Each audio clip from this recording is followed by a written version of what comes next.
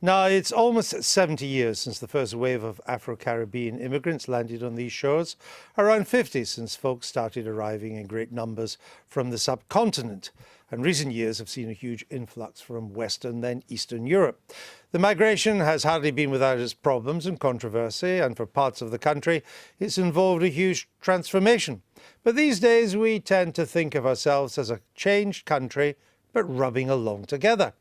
An official audit of race published this week confirmed what most suspected. We might have come a long way from the 1950s, but we still have a long way to go when it comes to equal opportunities. But is it worse than that? At core, are we still a deeply racist society?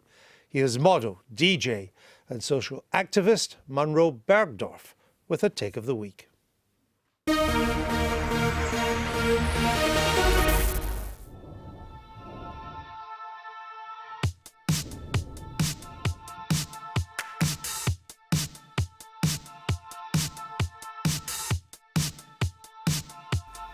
What kind of country is modern Britain? No doubt it's a country that likes to think of itself as inclusive, but that depends where you're standing.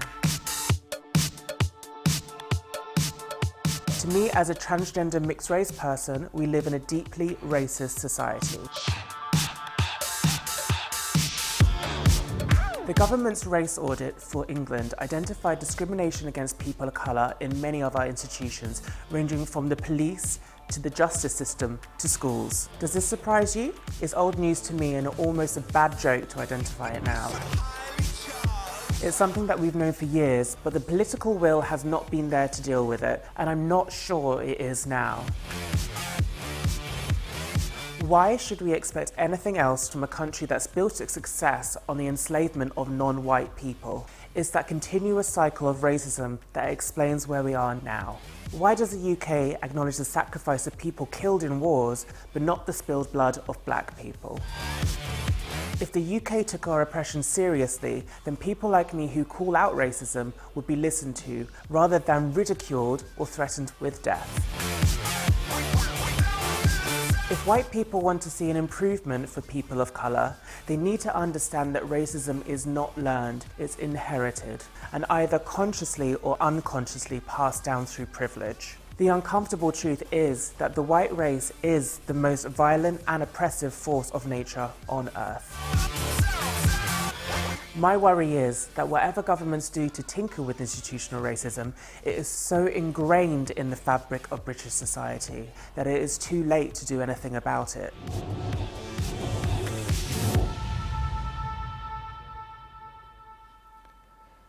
And from the world cinema in Herne Hill to our own little cinema here in SW1, Munroe joins us now. Thanks for joining us and for your take. Michael, do you agree? Is Britain a deeply racist society? I hadn't thought so. I don't think I've thought about things as deeply and carefully as Munroe has, perhaps, but I didn't think it was deeply institutionally racist. I thought the point that you made in the film, which absolutely does echo, is the historic point that if you take the United States, it's built on the suppression of the African American, the Native American, and many immigrant classes, and our society built a lot of its wealth on slavery. But whereas when I go to the United States, I feel that that has left the most tremendous legacy, which is highly relevant today, I somehow don't get the same feeling in this country about the relevance. I mean, your appreciation of the relevance will be different from mine. Of course, because it's my lived experience and you will never have experienced racism yourself. But I don't think that it's helpful to compare nations. I don't think that, racism in Australia is different to racism in the UK, but comparing different racisms between different nations isn't really helpful. I think our racism is insidious and we don't talk about it, and we're not confronted with it in police shooting down people in the street. We don't have that explicitness that America has. It's very behind closed doors, and we're very British about our racism. So that's probably why you haven't felt it. But you noticed in the figures as well that, yes, that one of the groups that was very disadvantaged in this... Sorry, I'm falling into the language. One of the groups that performed very poorly, whether they were disadvantaged or not is an open question, was the white working class boy. Yes. I mean, they came almost below any category in the entire list.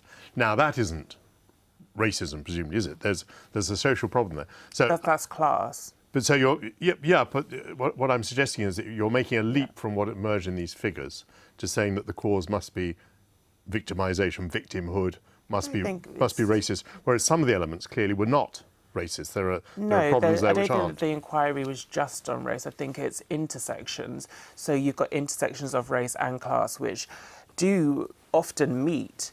So I don't necessarily think that we can always just kind of pick bits and bobs out. We need to look at the whole thing. Ed, are we a deeply racist society? I think the thing I didn't agree with in the film was the pessimism at the end, that it's too late, that it's inevitable. But I think the reality is that the figures should challenge every institution to try and answer that question for itself in a proactive way. The reality is, you can say, but actually, look, it's also about poverty, it's also about where you live. But in the end, those become excuses, because it's also the case that it's harder to get on and succeed because of the colour of your skin in our country. And I think the powerful argument you make is that simply, if you are in an institution, whether that's the board of directors or a police chief constable, it's not enough to say, I'm not racist. Yes. You have to prove that in the actions you take every day as an institution, because unless you're on the front foot and actually doing something about it, the status quo is not a fair status quo on racial terms. And so therefore, but surely if we are proactive, it's not we're not proactive. Yeah, that's what I was talking about. But it's not inevitable. I think it. I'm yet to see it. And we live in a society where we won't even talk about it. So until we actually we've only just really started talking about modern day racism. When we talk about racism, we're always, either talking, sorry to bring up what you talked about, but we're either comparing to America, which is wholly, wholly different. The history is very, very different. We celebrate the empire here, but the empire has a horrible history for people of colour. But we have a multicultural society. So there's this imbalance, and especially when it comes to education, the whole system needs to change. But let me look at education. Let's look at the figures on education. 33% of white kids go to university or further education. 37% of black kids go to university or further education. 67% of Indian kids go to university or further education. 76% of Chinese kids go to university or further education. Where's the racism in that? I'm talking about how people's history and how people's But I'm talking about now and the chances of young but children. I'm not talking about their... But what's wrong with these figures? I'm about to tell you. I'm not talking about their academic performance. I'm talking about how we are taught about each other. If black kids aren't being taught about their histories, if we're being taught, that white history is paramount, that's essentially feeding into a white supremacist narrative. We can't be teaching kids that white is the default, that white people's history is the sole history of this country. We need to be taught about black contributions and other contributions of other cultures within society. But for most people, what racism is and what they'd like to improve is the chances of people getting on regardless of the colour of your skin. That's not just racism, though. I'm talking about the mental health. But it's still quite an important thing. And these figures would suggest that as a country, we're doing reasonably well. No, that's facts and figures. But you think, facts and figures are important.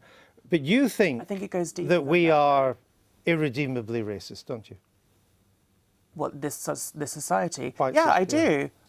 Unfortunately, I do. I think that the success of Britain is literally based on racism. And do you think we're irredeemably sexist as well?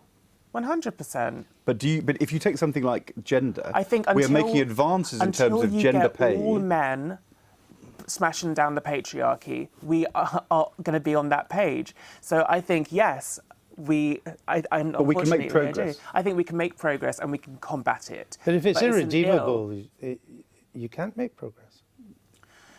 I mean, it's fighting human nature, and humans are flawed. Humans are flawed, but you seem to think that white people are uniquely evil. I didn't say that. I didn't say that individual people are unique. Well, I'm talking about society. No. You said whites are the most violent and oppressive people. Well, yes. That's what you said in your film. And if you're going to go back So that to would seem to me statistics, then that's- statistics point that out too. Really? Well, Yes. the Chinese were massacring Chinese and other races long before they'd ever met a white person. Attila the Hun wasn't white. It's the same in the subcontinent if you go back hundreds of years as well. The genocide in Rwanda was black on black. Probably have So is clarified the West. Congo, which is the rape capital of the world. These things have got nothing to do with white people. Okay.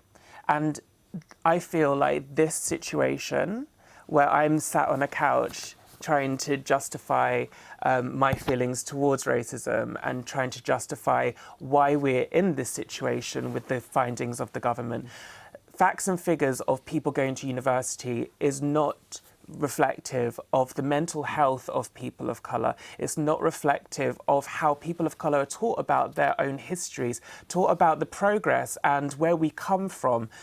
That is not reflective, and that is not indicative that what you've got in front of you, that is not indicative of a fair state of affairs within this society. But do you think, on the other hand, that if a lesson that emerges from all of this Yes. is that people of colour are victims in some way, do you not see dangers in that? Do you not see that people may just believe the whole thing is so stacked against them that they have an excuse for not doing as well as they might? Are you saying the race card? I've expressed myself in my own way.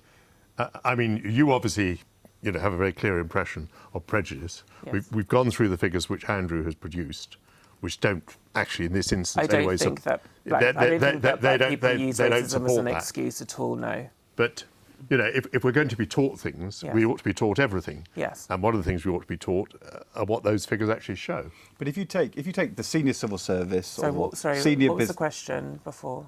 Well, I wasn't really asking you a question. I was Okay. just saying, if you believe that things should be taught, Yes. then the figures that have come out here, which didn't demonstrate what we thought they might demonstrate, are also something that people ought to understand.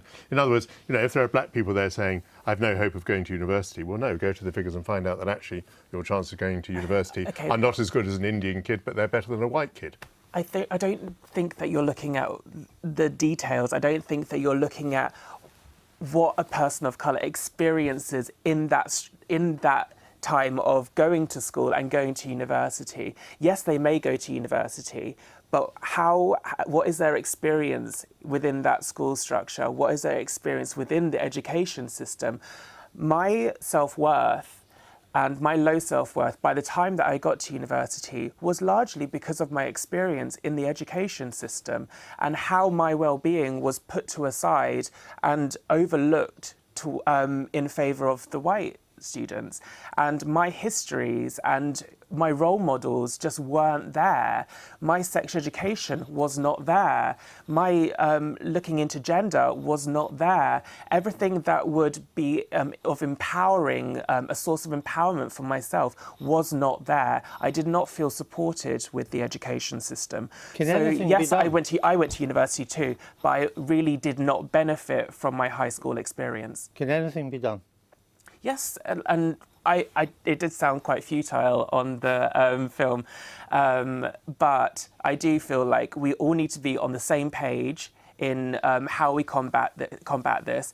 And I don't feel like white people should be so defensive when it comes to talking about racism. It is a very tough situation and tough subject for everybody to talk about. But really, we need to just bear in mind that it doesn't affect white people. but the answer is that white people have to do things. Yes. It's not simply, And I think that's what the problem is, really. But you don't have to be, as a white person, you might not be violent or oppressive. You might just be ignorant. Yeah. And actually, there were the figures you quoted there, but if you look at the senior echelons of business or the civil service, there's gross underrepresentation of black people. The question is, are white people at the top of those organisations every day saying, what are we doing about it? But unless they are, you won't combat it. We're going to have why to... I but they're feel not so violent. futile about it. And Right. I think that's why so many black people feel so futile about it. And I don't We think could do that... it. We could, but it's a very big could. Yep. Except 85% of whites in this country feel they belong to Britain. 84% of Asians. 81% of black people. it's not clear that non-white people in this country feel the way you do. I do feel like I'm part of Britain. I do. You do, Yeah, of course I do. despite it being irredeemably racist. Of course. I mean, there's Black Britain, and you know, there's Black culture within cultures.